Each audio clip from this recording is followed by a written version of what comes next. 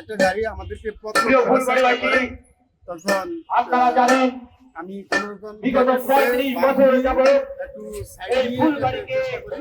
তখন গাড়িটা আমাকে চাপার চেষ্টা করে, তখন নিচে ছিল নদী।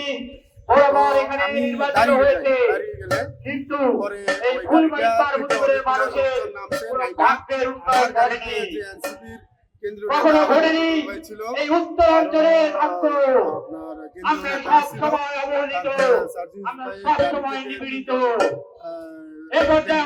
নেতা ছিল, ওনাদের সবার আমাকে টেনে এসে নামানোর চেষ্টা করে।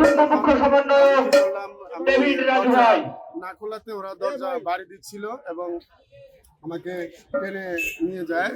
তারপর আমার গাড়ির চাবিটা নিয়ে যায়, চাবিটা ধরার চেষ্টা করি, ওই লোকটা চাবিটা নিয়ে দৌড় দিয়ে চলে যায়। তখন ওই যে লোকগুলা ছিল, যে দুষ্কৃতিকারীরা ছিল, তারা আমাদের হামলা করে 2-3 জন আহত হয়।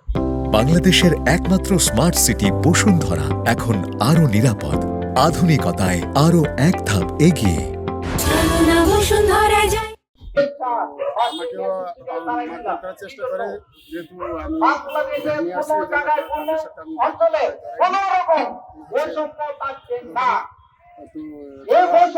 তারা কারা চিনতে পারছিলেন?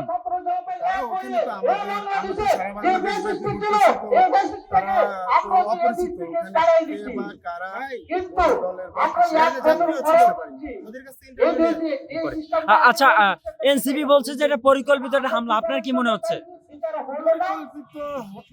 হামলা হয়েছে, পরিকল্পিত হইতে পারে।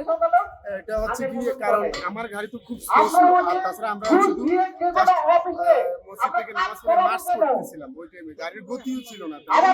ইচ্ছাকৃতভাবে হয়েছে কিনা? এখন ওরা তো ইচ্ছাকৃতভাবে আমাদের আক্রমণ করছে। তো এখন কে বা কারা, তারা আমার তাদের কোনো